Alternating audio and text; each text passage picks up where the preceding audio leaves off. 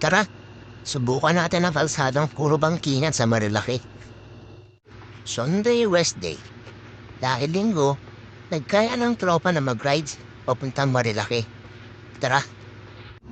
First meeting place, Heritage Hotel, along EDSA, para sundin si Dato Amir. Tapos sarat-sarat na, papunta sa next destination, na kung saan may naghihintay pa namin isang kasama. Adid City ang second meeting place para sundin ang naghihintay na si Master Ahmad Jose. Medyo late kami, buti hindi nagalit si Master. Kompleto na ang grupo, kaya simulan na natin ang ratratan papuntang probinsya na Rizal. Bago tuluyang umakyat, may nadaan kaming grupo ng mga pulis at kakala namin checkpoint. Maghahalpuan para nandit kung mainit na kape at pandesal. Namin kayo, inalibig kami at pandesal. Wala pong checkpoint, wala pong checkpoint. Nice one, Jim. Oh, wala pong checkpoint, wala pong. Baka sila mag-bilis na kami nalibig kape. Salamat, sir. First stop, dito yan sa Shell Gas Station na kung saan overlooking ang ganda ng tanawin na to. Nakakapalain ng painting dahil sa banda. Dito palang sulit na biyahe. At simulan na ang only banking. Palusong at pa-account. Sulit talaga ang day of ride sa lugar na to. Sandali mo makakalimutan ang mga problema dahil sa ganda ng tanawin, kalsada, at syempre sa simoy ng hangin. Banking, banking, banking, at walang katapusang banking. Para kami nasa Baguio or Tagaytay dahil sa lamig ng lugar na to. Kaya naman napakaraming motorista ang pupunta rito para ma-experience ang ganda ng kalsada, ang ganda ng tanawin, at i-enjoy ang simoy ng hangin. Di pa man kami dumarating sa aming paroroonan, iniisip ko na kung kailan ulit ako aakyat at babalik sa lugar na to.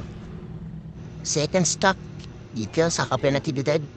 Igup mo na ng kape at enjoy ang ganda ng lugar.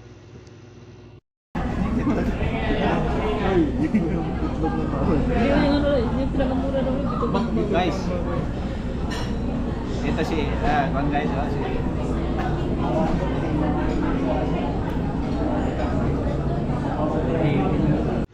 Rat-rat na ulit, papuntang lugar na kung saan di pinagmamalaki at pinagmamayapang ng leader namin na si Akmal. Sabi pa niya, na mamamanghado kami dahil sa tabi ng kagandahan ng lugar na yon. Well, that's it. Baka sa Master Akmal yan.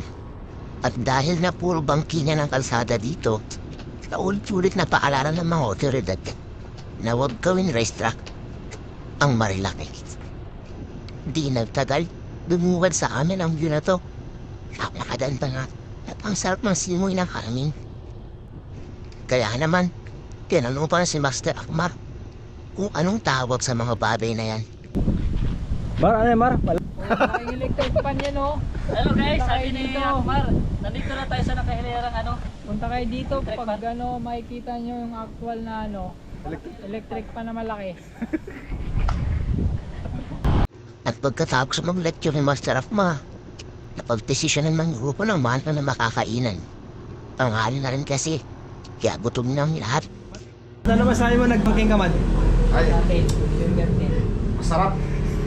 Parang Kayinig lang yung agas ko. Parang tuloy. may lakad ka ba sa tape? Mar, ano masabi mo, Mar, sa bangking mo, Mar? Okay yung bangkingan dito pagka napunta kayo rito. Sulit. Pwede nga ito. Mer, Mer, wag mo muna isipin yung ano, iniisip mo. Oo, masarap yung ano eh.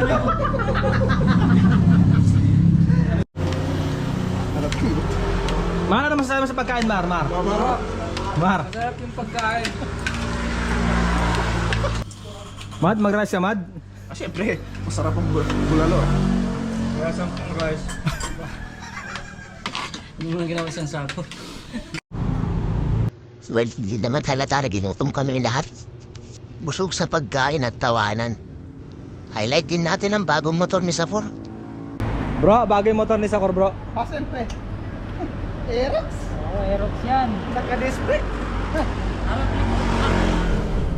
At bago tuloy ang umuwi, huling sulyap muna sa napakagandang view na to.